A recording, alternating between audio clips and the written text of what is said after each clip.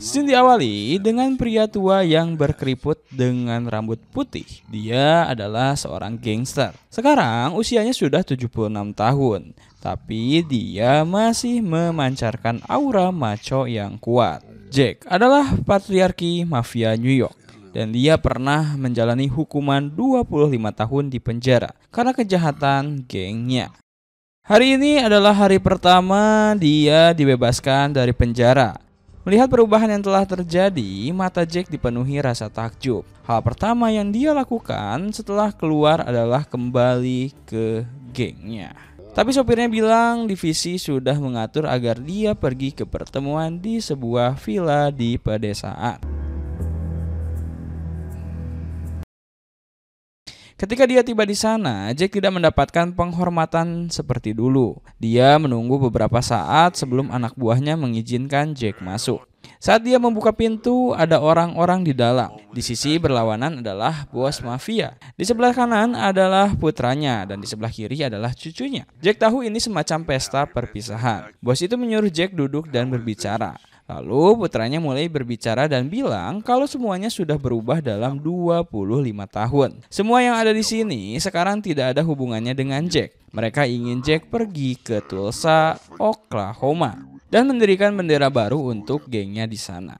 Itu terdengar baik, tapi sebenarnya mereka mencoba mengusir Jack. Jack yang sudah lama di dunia ini tahu apa artinya itu. Dia dulunya adalah patriarki, tapi sekarang dia hanya dianggap sebagai pria tua yang tidak berguna bagi mereka.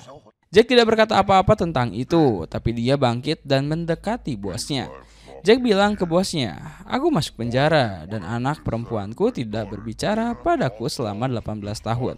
Aku sudah menjaga rahasia geng selama bertahun-tahun dan sekarang kalian melakukan ini kepadaku. Sekarang kalian punya nyali untuk bilang padaku kalau setelah semua yang aku alami, setelah semua yang aku kehilangan, setelah semua yang aku lakukan keluarga ini, keluargamu tidak ada lagi yang tersisa untukku." Cucu bos itu, Jack Grell, tidak senang, tapi Jack menyuruhnya untuk tidak mengganggu saat orang dewasa sedang bicara. Setelah itu Jack meninju wajahnya langsung dan membuatnya pingsan seperti bayi.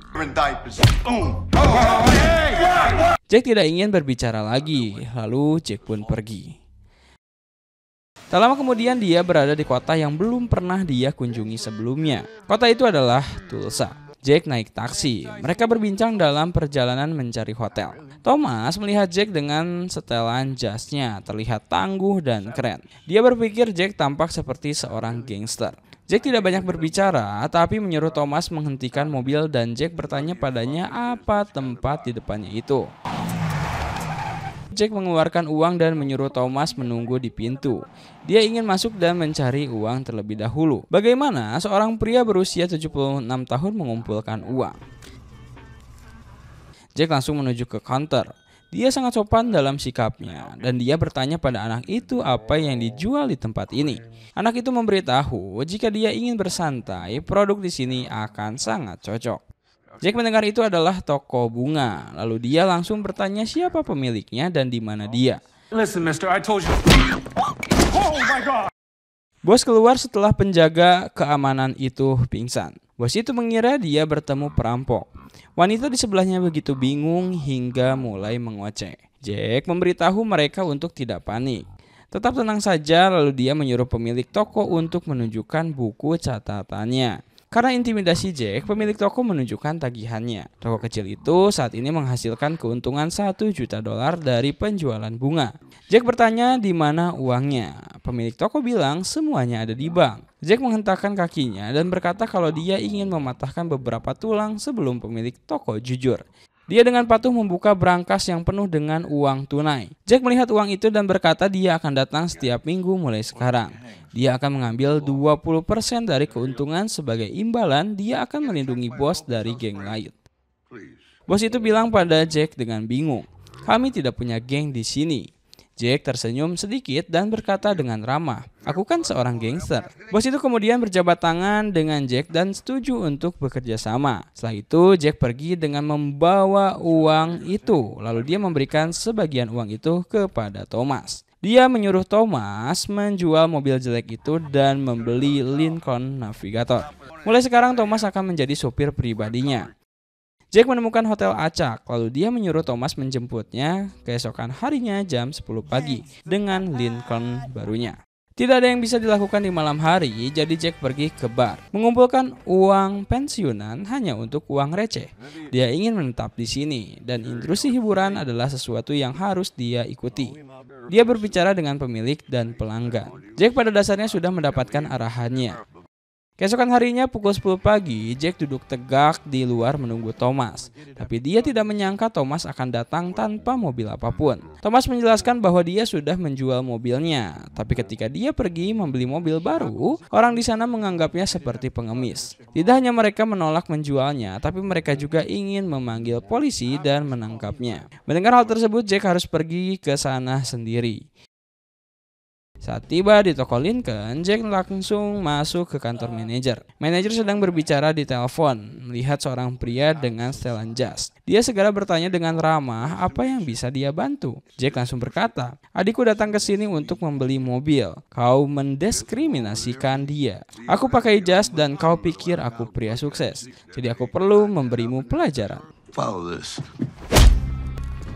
Blok navigator seharga $50.000 tunai. Oke. Lalu Jack pergi dengan gaya. Akhirnya Jack membawa Thomas kembali ke toko tempat uang pensiunan dikumpulkan. Pemilik toko terkejut melihatnya. Jack mengabaikannya. Dia memasang kamera pengawas pada pemilik toko dan menyuruhnya memasangnya nanti. Lalu Jack masuk ke dalam. Dia memberitahu bos bahwa dia harus mencuci uang dari penjualan bunga atau dia akan mendapat masalah cepat atau lambat. Tidak ada resiko sampai ia datang ke sini. Bos itu seperti orang bodoh. Dia pikir pencucian uang berarti membawanya ke mesin cuci. Jack hampir tertawa mendengar hal tersebut. Bagaimana orang seperti itu bisa menghasilkan uang? Akhirnya Jack tidak banyak bicara. Dia tahu ketika bos itu mendapat masalah, dia akan datang kepadanya. Malam itu, Jack kembali ke bar. Dia sedang berbicara dengan bartender ketika seorang wanita cantik datang di belakangnya. Dia melihat Jack seperti pria sukses. Dia ingin berfoto dengan Jack, tapi dia kaget ketika gadis itu ditolak. Jack berbalik dan dalam 2 menit gadis lain datang. Dia ingin mengundang Jack ke pesta saudari mereka. You want it or something? Nobody wants me. Jack langsung membawa gadis itu ke penari. Jack memberikan uang pada bartender dan menghentikan gangguan dengan tinjunya. How you doing? Wanita cantik sebelumnya melihat ini, berpikir pria ini sangat jantan juga. Dia menawarkan diri untuk mengenal Jack lebih jauh, jadi mereka kembali ke hotel. Tapi setelah dia selesai mandi, dia tahu Jack berusia 76 tahun. Dia 55 tahun lebih tua darinya. Dia terkejut dan sedikit kewalahan oleh fakta tersebut. Dia hanya ingin keluar dari sini. Dia meminta maaf pada Jack dan berkata, "Aku ada urusan, aku harus pergi." Jack hanya bisa tertawa pada dirinya sendiri mendengar hal tersebut. Keesokan harinya, Dewan Alkohol, Tembakau, dan Senjata Api setempat mengadakan sidang. Para petinggi menyoroti kedatangan seorang mantan patriarki mafia di Tulsa yang baru saja dibebaskan dari penjara. Mereka ingin semua orang waspada terhadapnya. Ketika seorang wanita melihat fotonya, dia terkejut. Bukankah ini orang yang dia kencani kemarin? Pada saat yang sama, Jack sedang merapikan uangnya. Dia berdiri di depan jendela dan mulai merencanakan. Mulai sekarang, kota ini dan segala isinya akan menjadi miliknya. Meski usianya sudah 76 tahun, dia masih berusaha membangun kerajaan kriminalnya. Dia menghabiskan 25 tahun di penjara karena gengnya. Ketika dia keluar, bukan hanya dia tidak diperlakukan dengan baik, dia malah diasingkan secara paksa.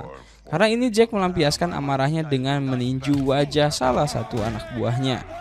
Kemudian Jack datang ke Tulsa sendirian tanpa uang sepeser pun. Dia menemukan tempat untuk menjual bunga. Dan dengan kehadiran yang kuat, dia berhasil mendapatkan bayaran untuk pensiunan. Dia menyewa sopir dan membeli mobil baru. Namun dia sudah 25 tahun di penjara. Dunia luar telah lama berubah. Jack ingin mengirim barang, tetapi saudaranya memberitahunya bahwa mereka tidak menerima uang tunai. "Aku tahu kau tidak membuat aturan, tapi apa yang terjadi dengan dunia ini? Bukankah uang tunai adalah raja?"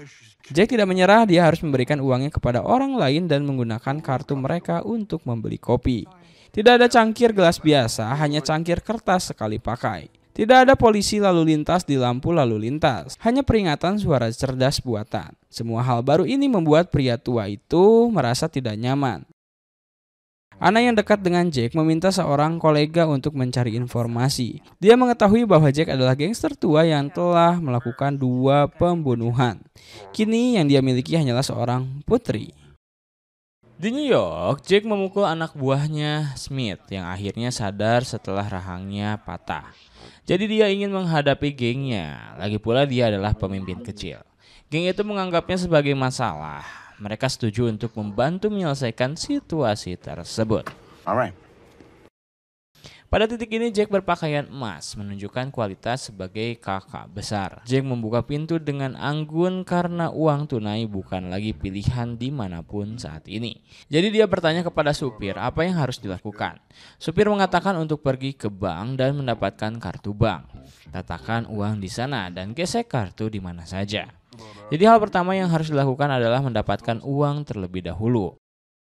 Jack berkata mereka akan pergi ke toko Bobby terlebih dahulu untuk mendapatkan uang. Melihat Jack, Bobby tahu dia akan berdarah lagi, tapi kali ini dia memberanikan diri untuk bertanya. Boleh saja mendapatkan uang, tapi harus ada semacam pertukaran. Jack memberitahunya bahwa dia akan segera membantunya bernegosiasi harga lebih rendah untuk bunga tersebut.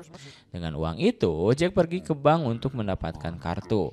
Tetapi karena kartu identitasnya sudah lama kadaluarsa, petugas tidak menerimanya. Jack tidak punya pilihan selain kembali ke New York untuk mendapatkan kartu identitas. Jadi Jack mendaftar di sekolah mengemudi dengan SIM untuk mendapatkan kartu identitas. Dia tidak tahu jawaban dari soal-soal pada ujian pertama. Jack harus memaksa dirinya untuk menyontek. Setelah ujian, dia pergi untuk mengambil foto. Setelah pemotretan, Jack mengantri untuk ujian kedua. Wanita itu memberitahunya bahwa dia harus menunggu 5 minggu sebelum bisa mengikuti ujian. Begitu Jack mendengar ini, dia melepaskan kekuatannya. Wanita itu melihatnya dan diam-diam menyelipkannya ke dadanya. Setelah itu diatur, Jack berhasil mendapatkan kartu bank. Gengnya meneleponnya begitu dia keluar. Mereka ingin Jack membayar $100.000 kepada orang yang mematahkan rahangnya.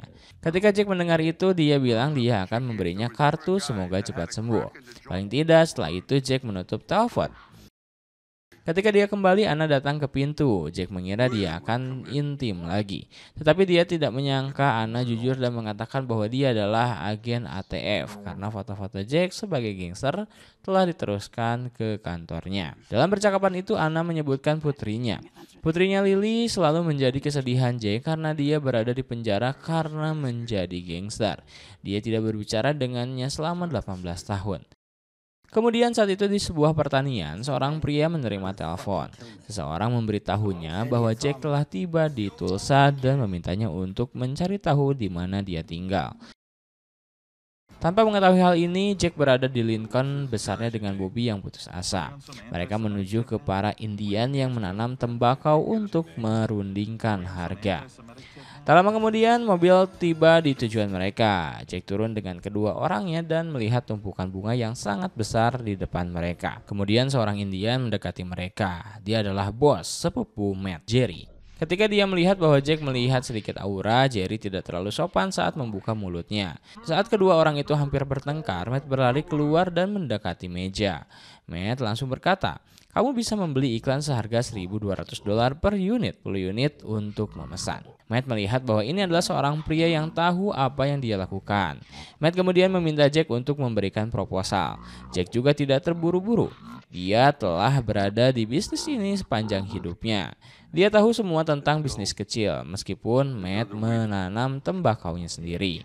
Jack bisa langsung melihat hal-hal ini. Matt terkejut dengan komentar tersebut, dan kemudian Jack menyebutkan harga. 1.000 untuk 10 unit setelah itu dan 750 setiap unit untuk sisa 270 unit. Menghadapi penawaran besar, Matt hanya bisa berjabat tangan dengan kesepakatan dan mengakui bahwa itu harga yang adil. Dalam perjalanan pulang, Jack bermain dengan cincin asap seperti anak-anak.